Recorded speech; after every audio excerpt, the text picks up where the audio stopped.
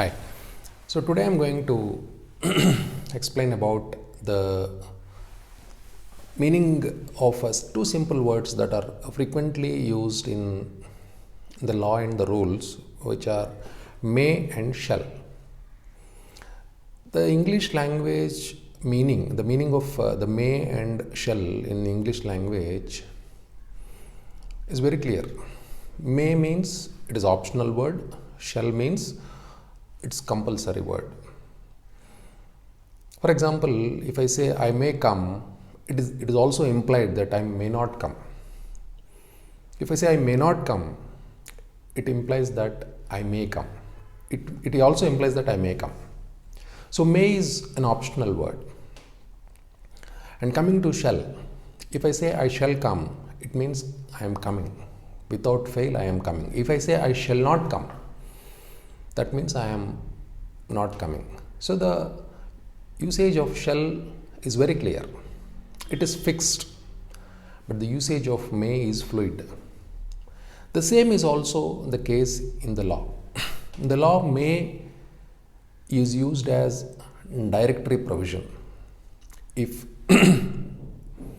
for example, in any rule or any law, the court may pass an order. If that kind of expression is used in any act, it means it is the discretion of the judge. The judge may allow the petition or the judge may reject the petition. The judge may admit the petition, the judge may not admit the petition. It is directory provision. It is only a direction that is given to the court. It is an optional. So here optional is taken as directory. The connotation of may is directory. Now what is connotation? Connotation means a different expression of the same word. For example, the word blue. Now blue is a color. The sky is blue. That is the one, that's the actual meaning of the word blue, but in a different connotation it is used as she is feeling blue. That is, blue is expressed for sadness also. So connotation means different expression of the same word. It can be positive, negative or neutral. And in law, may and shall have different connotations. So coming to shall, if shall is used, I have already explained what happens when may is used.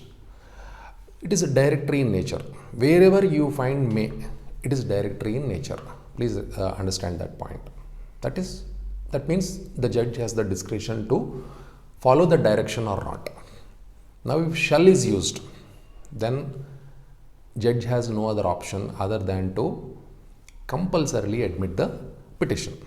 Compulsorily follow that direction without any deviation. Here the important principle what I am going to share with you right now is, if shall is used, then it means there is a presumption is raised. That is, if shall is used, you can interpret that situation. You can interpret saying that the meaning is different, the scope of the act is different, the circumstances are different, justice is different, justice is not provided if the interpretation is taken in this way or that way. So you can argue on that word if shall is used in any expression in the court. So therefore, whenever may is used, you have to treat it as discretionary, and whenever shall is used, you can take it as mandatory with the presumption. When shall is used, a presumption is raised. So you can rebut that presumption. If you don't rebut that presumption, the judge may have to allow you to rebut that presumption.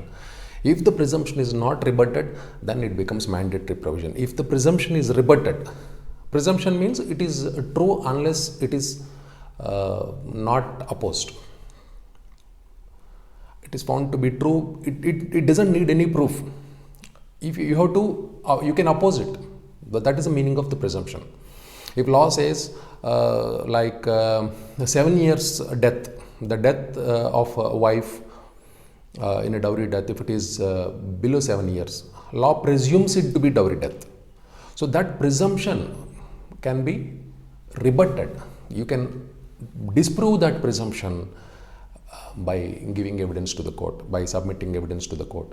So therefore presumption means It is true unless it is disproved. So if shall is used, you can interpret, you can convince the court that the meaning of shall is may, or the meaning of shall could be shall also. So there is a point of argument when shall is used.